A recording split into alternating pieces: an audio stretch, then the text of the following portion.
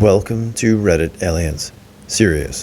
What is something that happened in your childhood that you only realized the gravity of when you were an adult? Please remember to like, share, and subscribe. The cancer I had when I was a toddler. As a kid, I was just used to going to hospitals a lot and didn't think much of it. Being bald for a time was weird, but I got over that. Wasn't until I was much older that I really started to realize exactly what it was that happened to me. It is our responsibility to always listen to and care for those who can't care for themselves. I fell down the stairs and was injured. I wasn't taken to the hospital despite universal health care. I was still young enough that I didn't question my parents all that much. I realized to a certain degree, even then, that it was more bad than my parents even realized, but it fully hit me as an adult. I broke my leg in 3 places as an adult, and I can honestly say the stair incident was worse. It was the prolonged pain. At least I was given morphine for my broken leg, but the effing stairs incident, nothing, just prolonged pain. Cried every day for at least a month, couldn't sleep, could barely walk. It took many hours after the initial fall to even crawl, and worst of all is that I couldn't sit. For a month I couldn't sit in school. It gets painful to stand for a whole school day, but less painful than sitting. I got a bony bump in my left side now after that. I genuinely think I broke something. And when I remember that I had so much pain for so long and telling my parents about it and it leading to nothing, I feel such resentment. I don't know. But I know there's something unresolved for me here, because it's embarrassing to confess that when I went to a therapist some years ago for separate reasons and I mentioned this incident, I cried.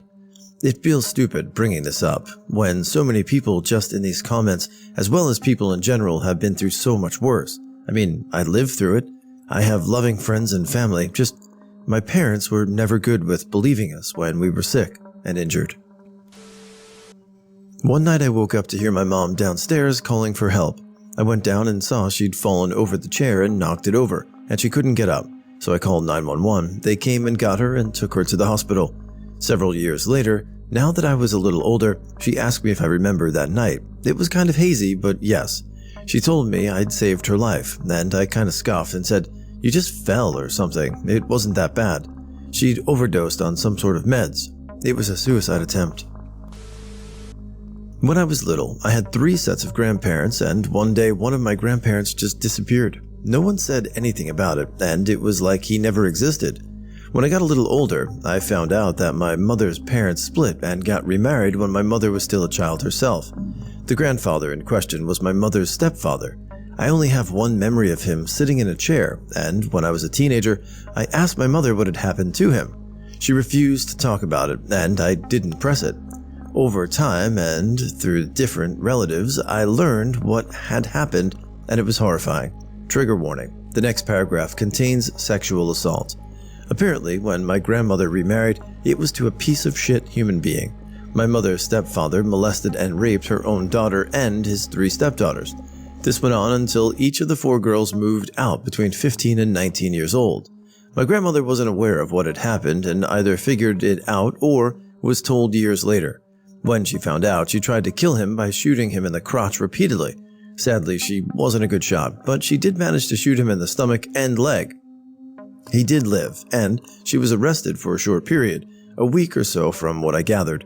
My grandfather wanted her arrested and charged, but the police told him that he would go to prison with her if he didn't drop it and move out. He decided that was a good deal and moved after he was released from the hospital. Grandma was released without any charges, but her guns were taken away. I never saw him again, and I never heard anything more about what happened to him until he died a few years ago, and my aunt asked me to go to his funeral.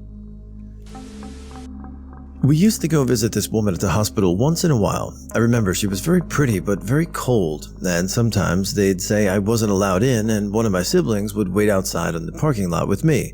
We were visiting my mother in the psychiatric hospital. I was molested by my trainer in hockey in the dressing room in front of about 4 or 5 other kids, and as a kid, I thought I did something wrong, and I was going to get in trouble or kicked off the hockey team. It really effed with my head for a while. I'm only finally dealing with it now at age 37. I was 12. Lots and lots of therapy is helping, I think. I was pretty upset when my family moved out of our house like 10 miles away to a worse area further from my school and my friends. A few years ago, I thought about it and realized it happened in late 2008, early 2009. Finally connected the dots that the housing crisis hit my parents hard and we needed a cheaper place. My parents were both abusive alcoholics and fought constantly. One night, we were having steak for dinner and Mom started to choke. My sister and I were panicking trying to do something, but we were too small. We begged our dad to help, but he just ignored us as he calmly continued to eat his dinner. Eventually, Mom managed to do the self-Heimlich over a chair and save herself. But it wasn't until years later, as I was unpacking all the awful shit they both put me through, that it really hit me that he was just going to let her die. A friend of my parents' young, like 5 or 6-year-old daughter asked me to tickle her Minnie and pointed her bum in the air in my direction. At the time, I just thought it was incredibly weird and I awkwardly got up and left the room. But looking back as an adult, I'm really concerned about possible abuse. My sister came home sobbing one day when I was 6. I didn't understand what happened. I realized later on my memory of going to the hospital and my mom correcting my pronunciation, which I then repeated a million times, were related. My sister had a stillborn boy and barely survived herself. She'd never carry another child to term. When I was like 12 to 14, I had Kick, and I was very groomed by men in their 20s to 40s. I would text them, call them daddy. Then, as I got older, like I am now, someone brought up Kick and I never realized how effed up that was, that men were telling a child that they were mature for their age, and I sent them pictures and oh, it makes me want to vomit.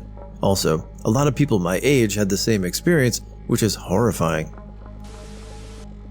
I was thinking about this the other day. I remember being little and visiting my grandmother's house and she asked what I wanted for dinner. I wanted my favorite meal, canned condensed cream of chicken soup. Not even mixed with anything, just still condensed and pudding consistency. Ugh. Oh, and room temp. That's how I liked it. My grandmother was upset by this. I didn't understand why. It was my favorite meal. I had it all the time. At that time, we were living off of WIC or food stamps. Didn't have any appliances, no fridge, stove, or microwave. We could only eat canned food straight out of the can, because no bowls either. Couldn't add the recommended can of milk or water to my condensed cream of chicken soup, because no milk and no running water. But it's like I didn't even know what was wrong with the situation. Oh, sorry. Some repressed memories came back as I get older. I remember saving the lives of some kittens when I was young who had frozen solid outside in our shed. My parents found out I was nurturing them and forced me to put them back in the shed to freeze to death, then clean their decayed bodies off the furniture when the temperature got warmer. Explains why I've gone to extremes to take care of cats I've seen around with injuries, and why separating from any cats after taking care of them causes me to instantly start shaking or trembling and cry. When I was 12, I was clearing some overgrowth in a wet hillside when I slipped and tried to stop my sliding by putting my hands down. A rock sliced my wrist down my arm and just missed my artery. I was 45 minutes from the nearest hospital and an ambulance wasn't an option. I had to get 7 stitches down my wrist. Had it been 4 millimeters to the right, I would have bled out in minutes. My mom's ex-boyfriend was a psycho and tried to run her over. I had to grab her and pull her back, otherwise he would have hit her. On our walk back, we had to hide in bushes whenever we saw cars' headlights just in case it was him. Ended up calling his brother, who calmed him down. Really only hit me a couple of years back. That was effed up. As a child, I was pretty meh about everything going on around me. I grew up in a small town, like a 0 stoplight population 300 small town. We lived on the main street, right across the street from my grandparents. Next to them is a tiny little bar. I remember one day in the summertime, me and my female cousins were out in my grandparents' side yard playing. The side yard butted against the side of the bar. I think my parents and some aunts and uncles had been cooking out and drinking at my grandparents' house that day, and the bar had been busy. A lady came out of the bar while our family was inside and started talking to us. I don't remember what she said to us, but she seemed interested in what we were doing, what we were playing, etc. Next thing I know, my mom comes flying out of the house, flipping out on this lady. Normally, I was used to my mom causing a scene when drunk, but the family seemed to be backing her on this one, which seemed odd. There was a lot of verbal back and forth and eventually ended in my family and some other people in town basically telling this lady and her husband to get the F out of there, go home, telling them they weren't even wanted in the town. I was way too young to realize what was going on at the time, but a couple of years later, I found out that lady was married to a convicted sex offender. She'd had all her kids, daughters, taken away because he was molesting the girls. When I asked my mom if she knew what the lady said to us, she said my cousins had told her that the lady was basically trying to convince us we should meet her husband and come to their house because she had daughters and toys we would like. She waited until the adults were all inside to come talk to us because she knew what she was doing and knew if she got caught, there would be trouble. I used to get in trouble for a lot of leaving my yard alone and wandering around town without telling my parents. After I realized what my mom was saying about people wanting to hurt me, she showed me where the guy lived and what he drove. I never even got within 2 blocks of that part of town. I remember walking to a friend's house and seeing his car coming, and I hid in some bushes. I was so scared of him and his wife. I wonder if this scenario altered the view of these children as this place being the happiest place on earth. My parents planned a trip to Disney World when I was 7. My dad paid for the trip. A month or so before we were to go, my mom decided they were getting a divorce. My mom still took my sister and I on the trip to Disney that my dad paid for, where we met a man that she had met online, and his wife that my mom didn't know about.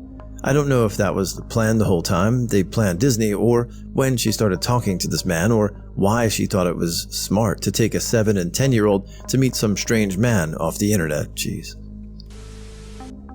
As a kid, my brother and I always had a bit of sibling rivalry going. Sometimes my brother would put me in a storage tote and sit on the lid so I couldn't get out. And it wasn't until I went in for a CT scan as an adult that I realized that being locked in tight spaces as a child caused me to be claustrophobic as an adult. When I go in for a CT scan, I have to have my glasses off and my eyes covered with a washcloth, otherwise I'll have a panic attack during the scan. My brothers used to get me into the same bed as them and play with me, as I always thought it was normal, and that's what siblings did. But I didn't realize till I got older that they were being sexually assaulted. My mom found out, and she swept it under the carpet saying they were just young. They were 16 and old enough to know what they were doing. She just loves them too much to do anything about it, lol. My dad got severe prostatitis and nearly died. He was in and out of the hospital and dropped 50 pounds. It got so bad that he put my half-brother, not his child, looking after him for our mom in foster care because he was too unruly to look after in his half-dead state. He recovered, and the prostate only gives him mild trouble only once a year now.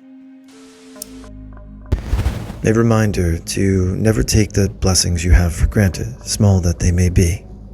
When I was in grade 4, I was living with my mom, brother, sister, my mom's friend, and her daughter in a 3-bedroom house we rented. Money would be really tight, and out of nowhere, they would come home with boxes of food. They told us they went to a really cheap store. Wasn't until years later I found out the store they wouldn't tell us the name of was the food bank. Also, when Christmas came around, I noticed I was getting some weird presents, like the person getting them didn't know me well. Turns out my mom was using one of those toy drives. They try. Almost got kidnapped when I was like 3 to 4ish. My mother and I were walking our small dog. The dog and I ran up ahead of her over a small hill. Not too far, but because of the hill I was out of her sight for a little bit. An old man tried to lure me into this house by telling me he had a dog treats inside. Luckily, by the time I started walking into his yard, my mother ran up screaming at him. In 2015, he was arrested for attempting to kidnap 2 other young girls and was found in possession of a lot of CP. I would stay at my best friend's house all the time when we were little. One night, she insisted that I take the bed and she sleep on the floor, which was opposite what we normally did. She slept blocking the door. I remember waking up to her telling her father no and shutting, then locking the door. I didn't think anything of it and fell back asleep. A few years later, it came out that he was sexually abusing all 3 girls. It wasn't until a few years ago that it finally clicked that he had been trying to get both of us that night and that she had taken the floor to prevent the abuse. Still F's me up to think about it.